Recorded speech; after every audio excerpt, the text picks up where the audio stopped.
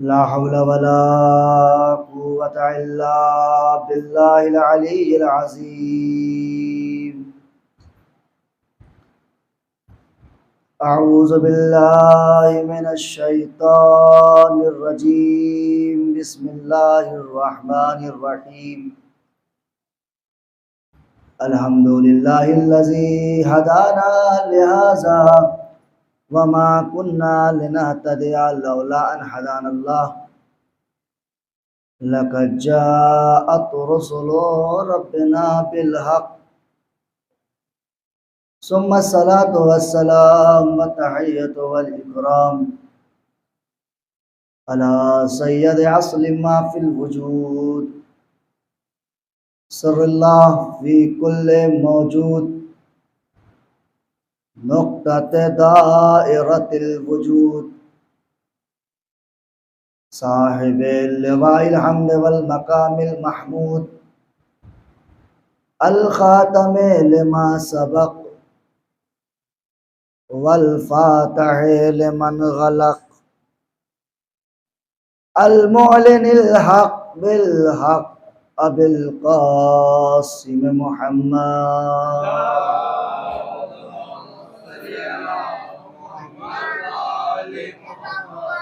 व अला आलि बैतिही तय्यबीन अत्ताहिरीन अल मासूमीन अल मज़लूमीन व लअनतुल्लाहि अला आदाइहिम अजमईन मिन यौमिना हाज़ा इला क़ियामि यौमिद्दीन। अम्मा बाद फ़क़द क़ाला अल्लाहु तबारक व तआला फ़ी मुहकमि किताबिहिल हकीम व हुवा अस्दक़ुल क़ाइलीन व क़ौलुहुल हक़। बिस्मिल्लाहिर रहमानिर रहीम।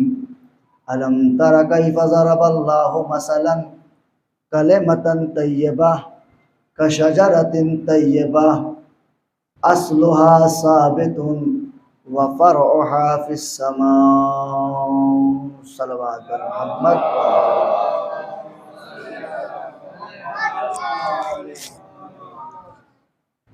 हज़रात गिरामी क़द्र, मुअज़्ज़ज़ सामीन इकराम,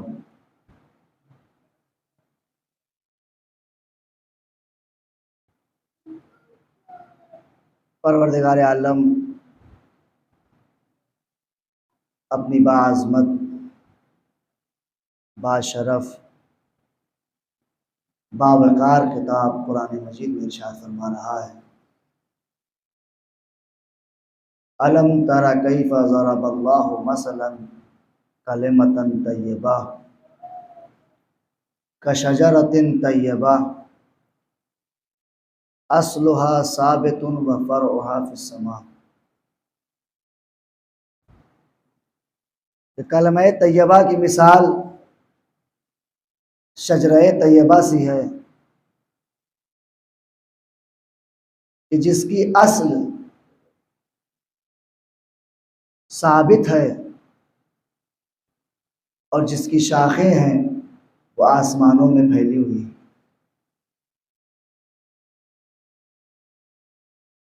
इसी आयत के ज़ेरे उन्वान शजरे तय्यबा का उन्वान इंतखाब किया है और सरकार ख़त्मी मरतबत ने फरमाया था कि अना अस्लुहा, मैं इस शजरे तय्यबा की अस्ल हूँ। कल मैंने बयान किया था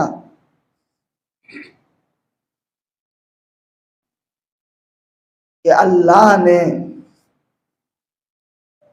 कुरान मजीद में अपने हबीब का क्या प्रोटोकॉल रखा है, और ये भी बयान हुआ था कल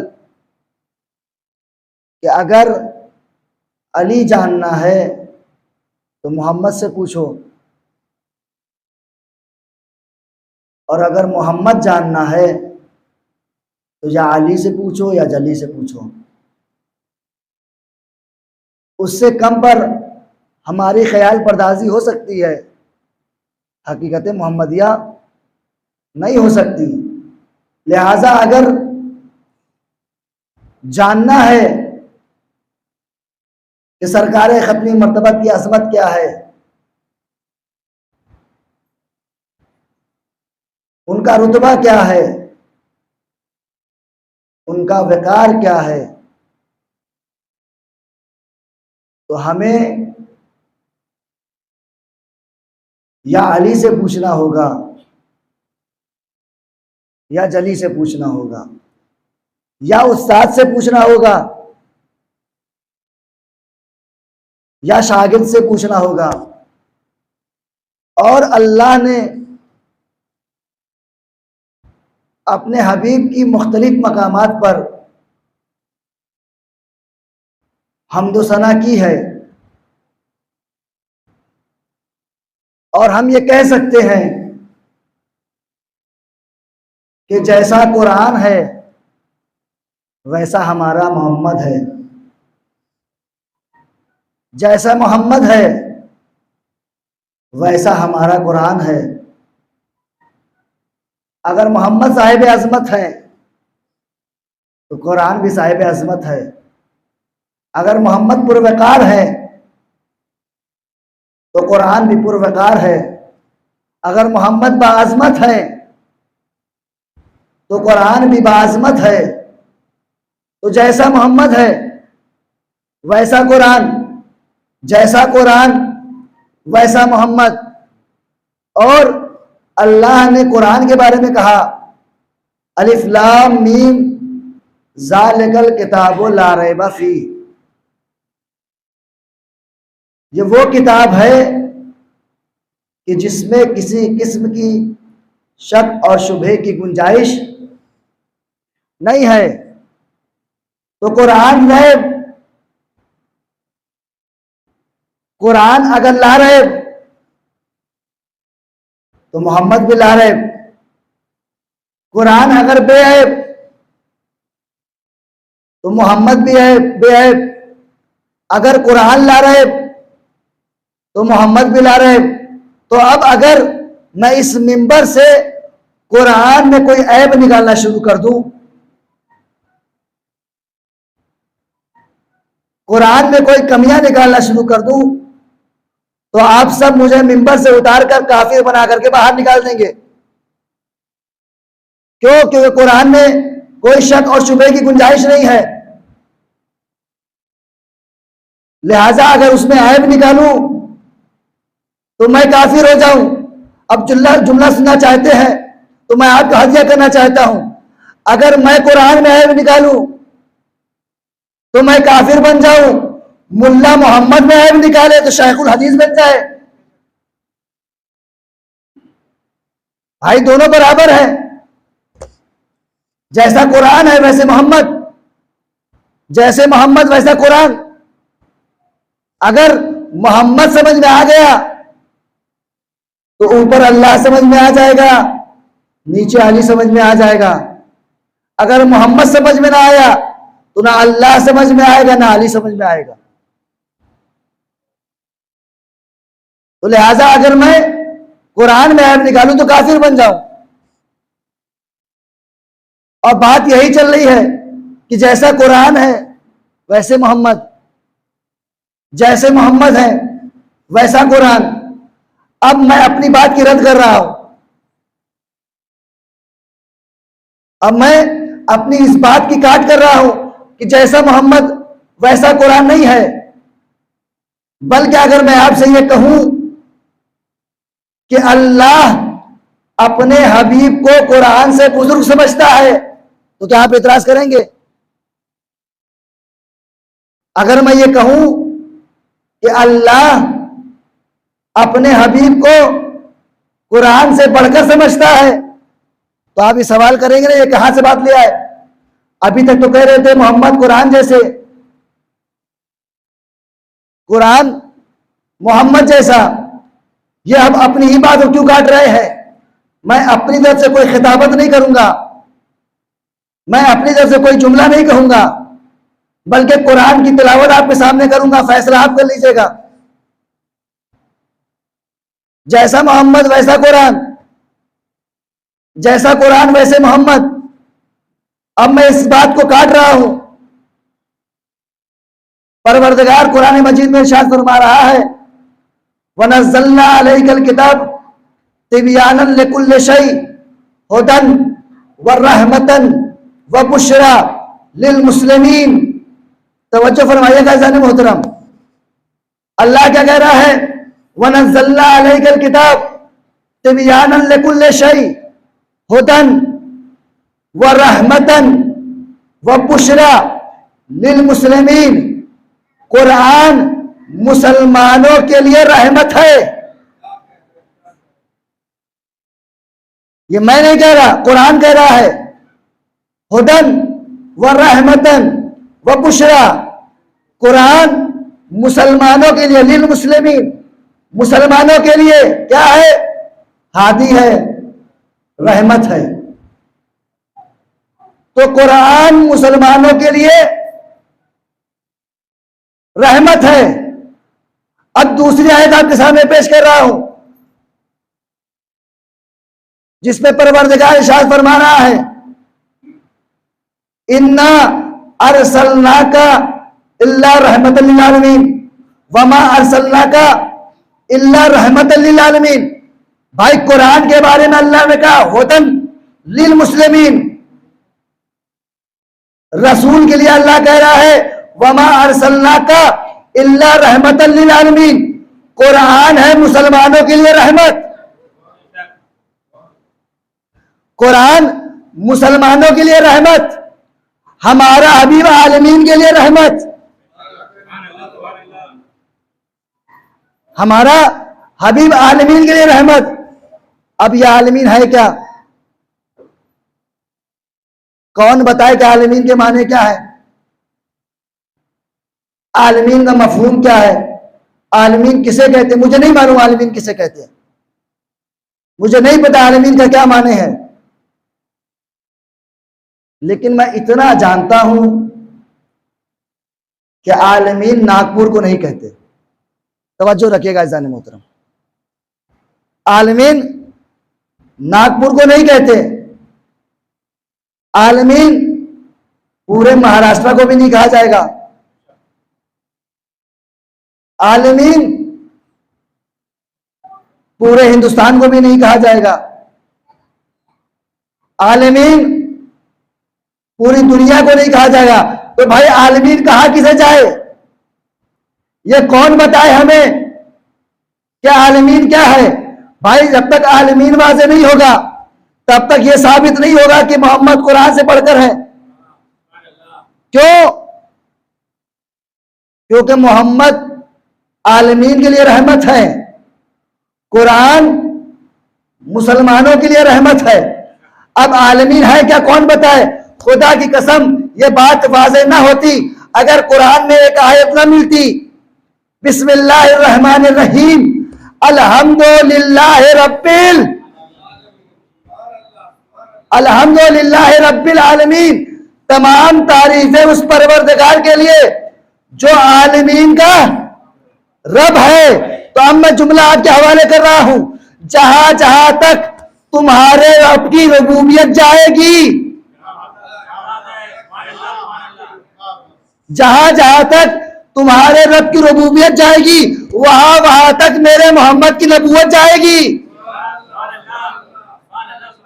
एक सलवात पढ़ दे बर मोहम्मद।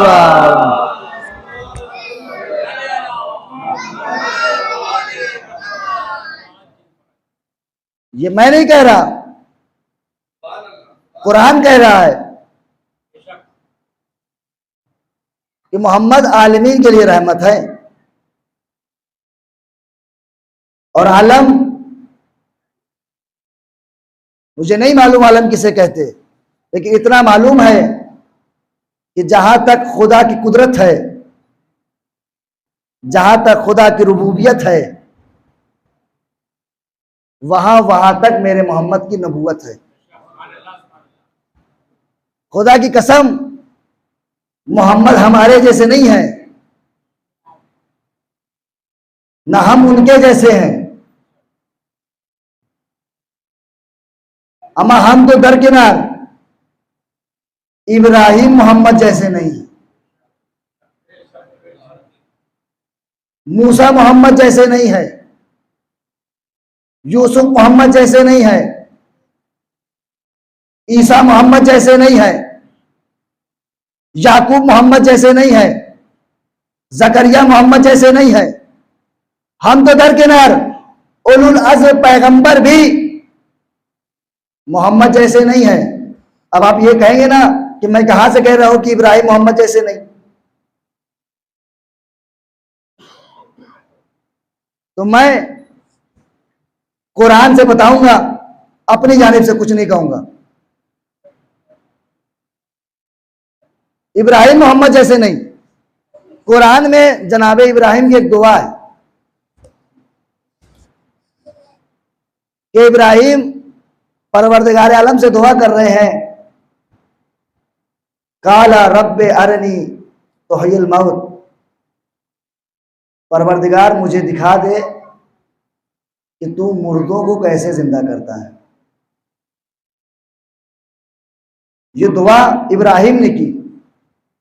मशीयत ने आवाज दी, इब्राहिम अवलम युमिन, क्या तुमको ईमान नहीं है मेरी रुबूबियत पर, मेरी कुदरत पर?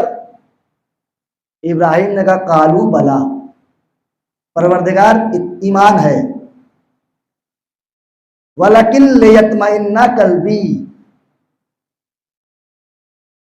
मेरे अल्लाह तुझ पर ईमान तो है लेकिन मैं चाहता हूं मेरा दिल मुतमईन हो जाए।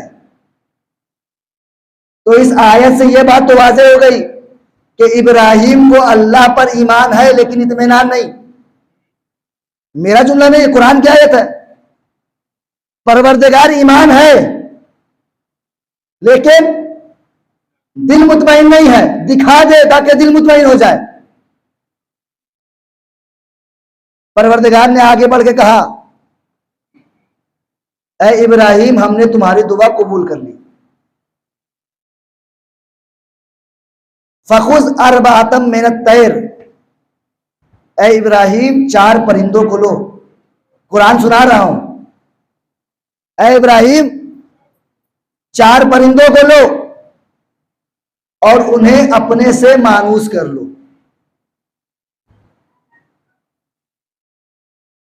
जब वो तुमसे मानूस हो जाए तो उन्हें ज़िबा करो। ज़िबा करने के बाद उनके गोश्त आपस में मिला दो और उन गोश्त को अपने बस्ती के अतराफ की पहाड़ियों की चोटी पर रख दो और उसे आवाज दो। ये अल्लाह ने कुरान में कहा जनाब इब्राहिम से। अल्लाह का हुक्म हुआ, इब्राहिम ने 4 परिंदे लिए, चारों को अपने से मानूस किया। मानूस करने के बाद उनको ज़िब्ह किया और उनके गोश्त आपस में मखलूत किए और अपने बस्ती के अतराफ में, बाज़ रवायतों में 7 पहाड़ी थी, बाज़ रवायतों में है कि 9 पहाड़ी थी, उन सारी पहाड़ियों की चोटियों पर जा करके उस गोश्त के टुकड़े को रख दिया और नीचे आ गए। और नीचे आने के बाद इब्राहिम ने आवाज दी, हलुम्मा इलैया, ऐ परिंदो मेरी तरफ चले आओ। कुरान कहता है अब जैसे ही इब्राहिम ने यह आवाज दी हलुम्मा इलैया, गोश्त के टुकड़े पहाड़ को छोड़ते हुए नबी की जानिब आना शुरू हुए और वो परिंदे बढ़कर उड़ गए। अब जुमला आपके हवाले करना चाहता हूं, भाई परिंदे थे, मुर्दा थे, लेकिन इतना जानते थे कि अगर नबी बुलाए तो पहाड़ छोड़कर नुसरत के लिए आया जाता है, जमीन छोड़ के पहाड़ पे भागा नहीं जाता।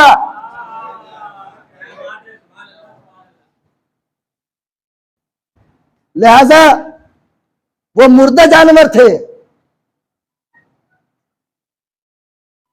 उन्होंने ये बताया हम मुर्दा होकर भी इतना जानते हैं कि जब नबी बुलाए तो उसकी आवाज पर लब्बैक कहा जाता है। नबी की आवाज पे फरार अख्तियार नहीं किया जाता, नबी की तरफ दौड़ा जाता है, नबी से फरार नहीं किया जाता। और यह हमारे लिए दर्स भी है, पैगाम भी है कि जब भी तुम्हें तुम्हारा नबी बुलाए तुम्हारा इमाम बुलाए तो उसकी आवाज पर लब्बैक कहो। ये हुई जनाब इब्राहिम की दास्तान। इब्राहिम के लिए परवरदिगार ने कहा कि जब इब्राहिम ने दुआ मांगी, परवरदिगार मुझे दिखा दे कि तुम मुर्दों को कैसे जिंदा करता है, तो अल्लाह ने कहा तुझ पे ईमान नहीं है। ईमान है परवरदिगार, लेकिन दिल मुतमईन नहीं है। अपने दिल के इत्मीनान के लिए चाहता हूं कि मुझे दिखा दे मुर्दों को कैसे जिंदा किया जाता है। यह है इब्राहिम का मकाम। अब आइए हमारे मोहम्मद का मकाम कुरान में परवरदिगार आलम सूरह फज्र में इरशाद फरमा रहा है, या अय्यतुहन नफ्सुल मुतमइन्ना, ऐ इत्मीनान रखने वाले नफ्स। इब्राहिम क्या कह रहे हैं? परवरदिगार इत्मीनान नहीं है, ईमान है। इब्राहिम को इत्मीनान चाहिए। इधर मेरे हबीब के लिए अल्लाह खुद कह रहा है, या अय्यतुहन नफ्सुल मुतमइन्ना, ऐ इत्मीनान नफ्स के मालिक।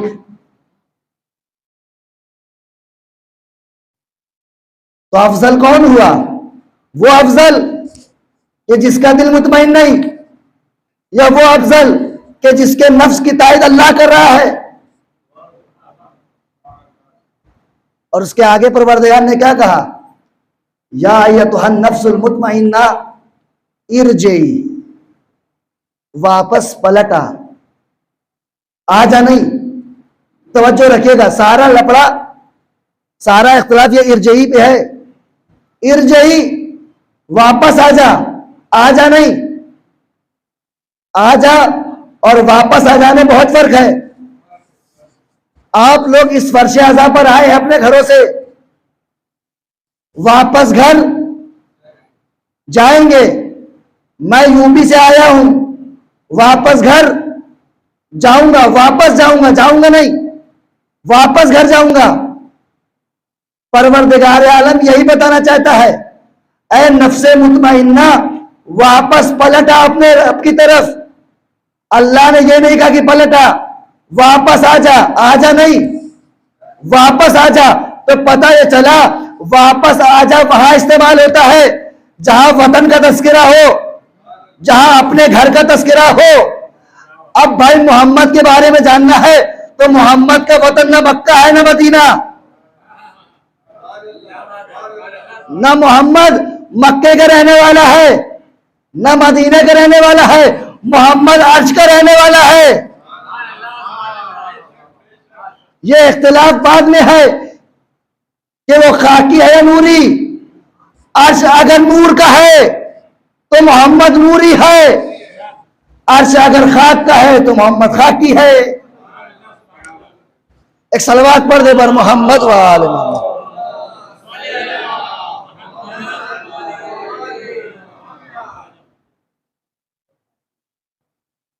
तो हम और आप तो बहुत दूर हैं।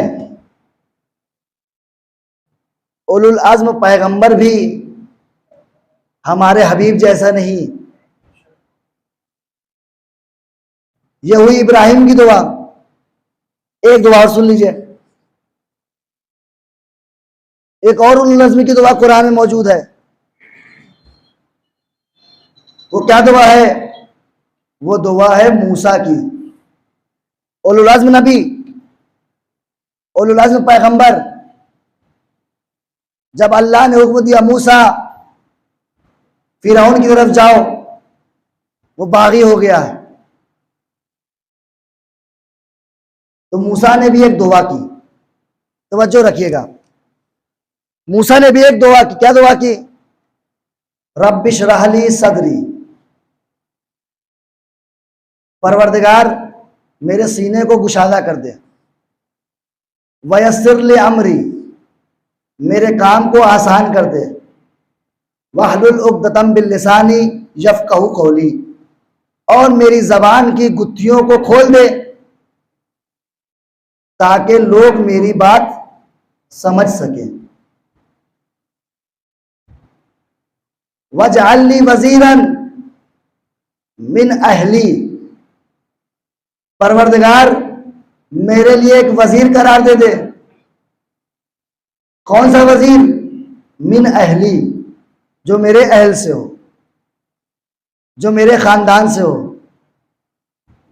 उसके आगे फिर मूसा ने कहा वह हारून आखी, वो वजीर कौन हो? मेरा भाई हारून हो। ये दुआ है किसकी? जनाब मूसा की। फिर से सुनिए, वजअल्ली,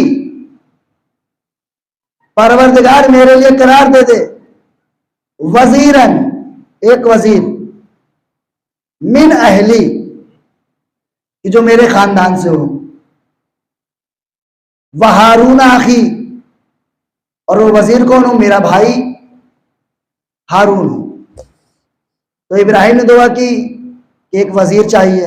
कौन सा वजीर? जो मेरी खानदान से हो, जो मेरे अहल से हो। रिश्ता बताया कि हारून आखी, वो जो मेरा वजीर करार दे रहा है वो मेरा भाई हो। तो मूसा की दुआ में ये बात वाज़ेह हुई कि मूसा ने दुआ मांगी तो ये कहा कि मुझे वजीर चाहिए जो मेरे खानदान से हो, मेरे अहल से हो, मेरा भाई हो, और नाम बताया कि जिसका नाम हारून हो। ये मूसा की दुआ है कि वजीर चाहिए तो हारून चाहिए जो मेरा भाई है, मेरे अहल से है, मेरे खानदान से है। अब आइए, कुरान में एक दुआ और है मेरे हबीब के लिए। परवरदिगार आलम अपने हबीब को हुक्म दे रहा, कुल, ऐ हबीब कहो। वहां पे है काला, मूसा ने कहा। यहां है क्या कह रहे? कुल, मेरे हबीब कहो। उधर खुद से दुआ हो रही है, इधर अल्लाह हुक्म दे रहा है कि मांगो। भाई दोनों में बड़ा फर्क है। एक ये कि मैं आपके पास आऊं और आपसे कुछ मांगू, एक ये है कि आप मुझे इतना अजीज रखते हैं कि खुद से कहे भाई कुछ मांग ले, कुछ मांग लो मुझसे। अल्लाह ने मोहम्मद से कहा, कुल, ऐ मेरे रसूल कहो, रब्बे अदखिलनी मुदखिला सिद्दीन, परवरदिगार मुझे सच्चाई के साथ दाखिल कर दे, वाखरिजनी मुखरिजा सिद्दीन, और मुझे सच्चाई के साथ यहां से निकाल दे। वजअल्नी, तवज्जो चाहता है मोहतरम, वजअल्नी, मेरे लिए करार दे, मिन लदुन का। इब्राहिम मूसा ने क्या कहा? मिन अहली, मेरी खानदान से। मोहम्मद क्या कह रहे हैं? वजअल्नी, मेरे लिए करार दे, मिन लदुन का, मेरे पास से नहीं, मेरे खानदान से नहीं, मेरे रिश्तेदारों में से नहीं, मिन लदुन का, अपनी जानिब से। सुल्तानन नसीरा, एक ताकतवर नसीर दे दे। नुसरत नहीं मांगी, नसीर मांगा है। अब दोनों दुआ को मिलाइए। मूसा की दुआ, परवरदिगार मुझे दे दे एक वजीर। कौन सा वजीर? मिन अहली, जो मेरे खानदान से हो। रिश्ता क्या है? हारून आखी, मेरा भाई है। नाम क्या है? हारून है। मोहम्मद दुआ कर रहे हैं, वजअल्नी मिन लदुनका, परवरदिगार मेरे लिए करार दे अपनी जानिब से एक सुल्तान नसीर। अब दोनों दुआ को मिलाइए।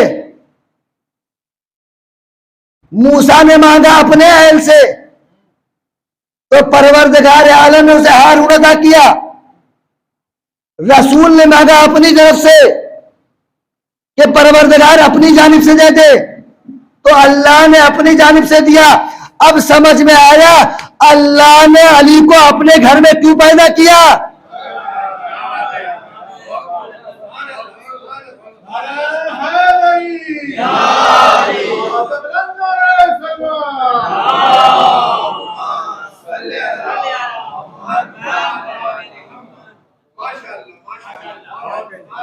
अब समझ में आया कि अली काबे में क्यों पैदा हुआ? क्यों? इसलिए कि जिसने भेजा है वो कोई आम इंसान नहीं है, बल्कि इस कायनात का रब है। और जब अपनी जानिब से भेजा है तो अपने घर में भेजा ताकि कोई एतराज ना कर सके।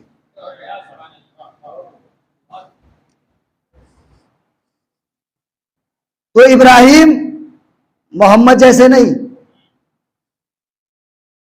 मूसा मोहम्मद जैसे नहीं।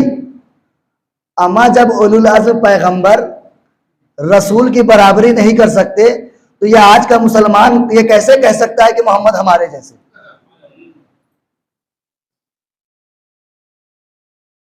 क्या इंसान ने कुरान नहीं पढ़ा? मोहम्मद ने खुद कहा अना बशरुम मिस्लुकुम, मैं तुम्हारे जैसा इंसान तो हूं, लेकिन एक शर्त लगाई है, मैं तुम्हारे जैसा तो हूं लेकिन मुझ पर वही नाजिल होती है। ये जो वही नाजिल हो रही है ये इंसान के दायरे से पैगंबर को बुलंद कर दे रही है। तो लिहाजा आज की गुफ्तगू यही तमाम करते हैं, इंशाअल्लाह कल इसी गुफ्तगू को आगे बढ़ाएंगे।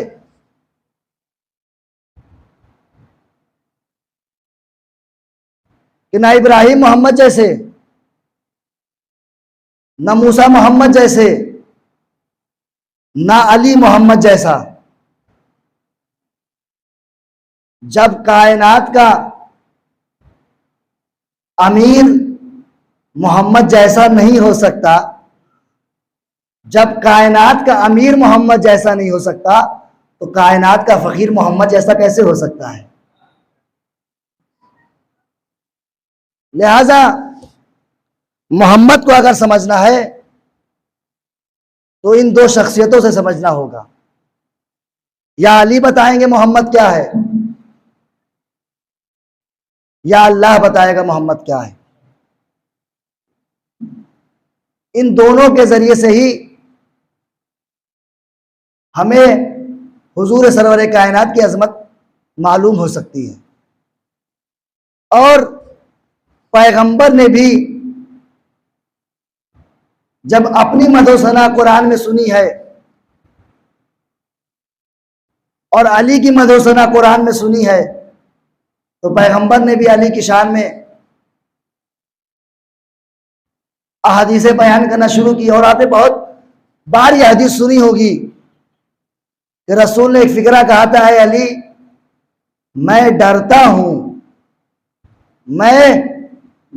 हूं तुम्हारे फजाइल बयान करने से कि लोग तुम्हारे दुश्मन ना हो जाएं। अमा जब रसूल ने अली के पूरे फजाइल बयान ही ना किए तो अली के इतने दुश्मन पैदा हो गए। अगर रसूल पूरे फजाइल बयान कर देते तो इनके हलक से लुकमा ना उतरता। बस चंद हदीसें आपको सुनाऊंगा, उसके बाद रब्ते मसाइब। रसूल ने क्या कहा अली के बारे में कि अन नज़रो इला वजह अली इब्न अबी तालिब इबादा। बस आखिरी बात, इसके बाद आपकी इबादत तमाम। अली के चेहरे की तरफ देखना इबादत है। या रसूल अल्लाह, आपने तो यह हदीस इरशाद फरमा दी कि अली को देखना इबादत है, लेकिन वो इंसान कि जिसने अली को दर्क नहीं किया, अली की जिंदगी को दर्क नहीं किया, क्या वो इस इबादत से महरूम हो जाएगा? अली को तो वही देखेगा ना जो अली के सामने होगा। पैगंबर ने बढ़ के आगे आवाज दी अन नज़र इला वजह अली इब्न अबी तालिब इबादा, अगर तुम अली को देख नहीं सकते तो जिक्र अली इबादा, अली का जिक्र करते चले जाओ, इबादत होती चली जाएगी। या रसूल अल्लाह, अली का जिक्र इबादत है, कहा, लेकिन रसूल की नजर मुस्तकबिल को देख रही थी कि एक वक्त मेरे चाहने वालों पर ऐसा भी आएगा कि जहां अली के जिक्र पर पाबंदी लगाई जाएगी, अली का जिक्र करना मुश्किल होगा। रसूल ने फरमाया, मेरे चाहने वालों घबराओ नहीं, अन नज़र इला वजह अली इब्न अबी तालिब इबादा, अली के चेहरे को देखना इबादत है। अली को देख ना सको, जिक्र अली इबादा, अली का जिक्र करते चले जाओ, इबादत शुमार होती चली जाएगी। अगर अली के जिक्र पर पाबंदी लगा दे तो हुब्बो अली इबादा, अली की मोहब्बत दिल में रखो, हर सांस इबादत होती चली जाएगी।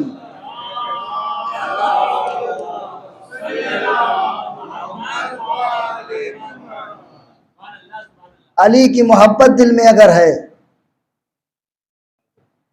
तो इंसान की जिंदगी का एक एक लम्हा इबादत में है। और सिर्फ अली की मोहब्बत नहीं, ये जितने अली हैं इन सब की मोहब्बत इबादत है। चाहे वो पहला अली हो, चाहे वो दूसरा अली हो, या करबला के मैदान में तीसरा अली हो, इनकी मोहब्बत अगर दिल में है तो ये तुम्हें गुमराह नहीं होने देंगे। आज 3 मुहर्रम है, हुसैन का काफिला 2 मुहर्रम को करबला में पहुंच गया है, लेकिन अरबाब अज़ा जब यह काफिला करबला की जानिब गामजन था, जिसके दिल में अहले बैत की मोहब्बत है, अहले बैत उसे आतिशे जहन्नम से खींच ही लिया करते हैं।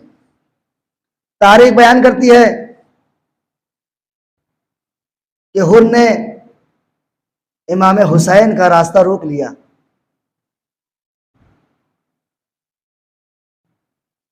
हुसैन जब जाने लगे तो हुर ने इमाम हुसैन की लजामे फरस पे हाथ रख दिया, मौला ऐ हुसैन मैं आपको जाने नहीं दूंगा। तो इमाम हुसैन ने एक फिक्रा कहा, सकलत का उम्मुक, ऐ हुर तेरी माँ तेरे गम में बैठे। तो हुर ने हुसैन की जानिब देखा और देखने के बाद एक जुमला कहा है, ऐ हुसैन ये जुमला मैं भी तुझे कह सकता था अगर तेरी माँ फातिमा ना होती। अगर तुम्हारी माँ फातिमा ना होती तो मैं ये जुमला तुम्हारे लिए भी कह देता। ये एक जुमला जो हुर ने नहीं कहा, क्यों? क्योंकि जहरा की अजमत का कायल था। शायर ने कहा, फिक्र सरवर पे छोड़ी है लजा मेरा हवार, अजमतों की पासदारी का सिला ले जाएगा। नारे दोजख से जन्नत रात भर कहती रही, एहतराम फातिमा हुर को बचा ले जाएगा। आ गई करबला, 10 मुहर्रम का दिन नमूदार हो गया।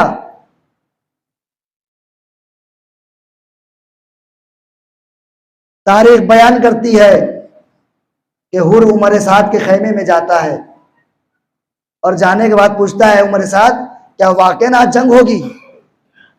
उमर साद ने कहा, हाँ आज ऐसी जंग होगी कि किसी के बाजू कलम होंगे,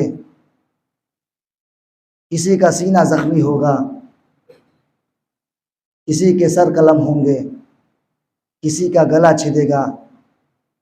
आज ऐसी जंग होगी कि कायनात में ऐसी जंग कभी इससे पहले ना हुई होगी, ना इसके बाद कभी कोई ऐसी जंग होगी।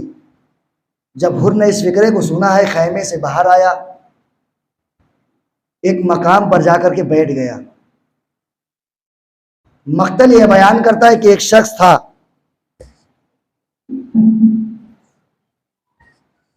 जो हुर के लश्कर का था।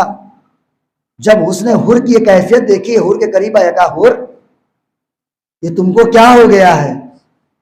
तुम्हारा बदन क्यों कांप रहा है? तुम्हारा हाथ क्यों कांप रहा है? जब मुझसे कोई पूछता था कि मेरे लश्कर में सबसे बहादुर कौन है, ऐ हुर मैं तुम्हारा नाम लिया करता था। ऐ हुर, आज ये तुम पर कौन सी कैफियत तारी है? एक मर्दा हुर कहता है, ऐ भाई, मैं अपने आप को जन्नत और जहन्नम के बीच में देख रहा हूँ। एक तरफ हुसैन है कि जो जन्नत के लिए बुला रहे हैं, एक तरफ यजीद है कि जो जहन्नम की तरफ बुला रहा है। मैं इस कशमकश में हूँ कि मैं किधर जाऊँ, लेकिन मैं ये गवारा न करूँगा कि अपनी जन्नत पे किसी और चीज़ को मुकद्दम कर दूँ। मैं जा रहा हूँ अपने हुसैन की जानिब, मैं जा रहा हूँ हुसैन से माफ़ी मांगने के लिए। अभी हुर कुछ आगे बढ़ा था कि उसका बेटा मिल गया। बाबा कहाँ जा रहे हो? कहा मेरे लाल, मैं हुसैन से माफ़ी मांगने जा रहा हूँ। क्यों बाबा?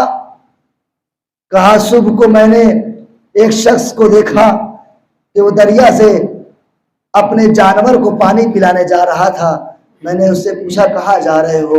उसने एक आवाज़ दी, है हुर, मैं अपने जानवर को पानी पिलाने जा रहा हूँ। जैसे ही उसने फिक्रे को कहा मैं अपने जानवर को पानी पिलाने जा रहा हूँ, मेरे दिल ने मुझसे कहा, ऐ हुर, आज यजीद का लश्कर का जानवर पानी पी रहा है, लेकिन हुसैन के बच्चे अल आतश की सदाएं बुलंद कर रहे हैं। ऐ हुर, इन आवाजों का जिम्मेदार तू है। अगर तू हुसैन को करबला न लाया होता तो आज ख़याम हुसैनी से अल आतश की सदाएं बुलंद ना होती। हुर का बेटा कहता है, बाबा मैं चाहता हूं कि मुझे भी अपने साथ ले चले। हुर ने कहा, मेरे बेटे, अगर तू चलना चाहता है तो मेरे साथ चल, लेकिन चलने से पहले मेरे हाथों को बांध दो, मेरे आंखों पे पट्टी बांध दो। हुर के बेटे ने कहा, बाबा हाथों में क्यों पट्टी बांधवा रहे हैं? एक मर्दा हुर कहता है, ये वो नजिस हाथ है कि जिन्होंने हुसैन के लजामे फरस पे हाथ रखा था। बाबा आंखों पे पट्टी क्यों बंधवा रहे हैं? कहा मेरे लाल, ये वो आंखें हैं कि जिन्होंने गैज़ो गज़ब के आलम में हुसैन की जानिब देखा था। मैं नहीं चाहता कि इन खुले हाथों के साथ, इन खुली आंखों के साथ हुसैन के सामने जाऊं। मैं हुसैन का सामना नहीं कर सकता। अरबाब अज़ा तारीख बयान करती है कि हुर लश्कर यजीद को छोड़ करके इमाम हुसैन की जानिब बढ़ा है। अब जब हुसैन को हुर के आने की खबर मिली है, एक मर्तबा अकबर को आवाज दी, मेरे लाल अकबर, हमारा मेहमान हुर आ रहा है। ऐ अकबर पढ़कर इस्तकबाल ना करोगे? एक मर्तबा अकबर अपनी जगह से न बुलंद हुए, हुर के इस्तकबाल को बढ़े हैं। अब जैसे ही अकबर को आते हुए हुर के बेटे ने देखा है, एक मर्तबा तकबीर की आवाज बुलंद की, अल्लाह अकबर। हुर ने कहा, मेरे लाल तकबीर क्यों बुलंद कर रहे हो? कहा, बाबा हम शक्ल पैगंबर अली अकबर इस्तकबाल को आ रहा है। जज़ाकुम रब्बुकुम खैरल जज़ा। गिरिया करने में कोताही ना करिएगा। हुसैन की माने की ख्वाहिश है कि हुसैन पर गिरिया किया जाए। बेटा तकबीर बुलंद क्यों किया? कहा, बाबा हम शक्ल पैगंबर इस्तकबाल को आ रहा है। कुछ दूर और आगे बढ़े, हुसैन ने कहा, मेरे भाई अब्बास, और मेहमान बन करके आ रहा है, क्या उसका इस्तकबाल न करोगे? अब्बास बुलंद हुए, हुर के इस्तकबाल की जानिब पड़े हैं।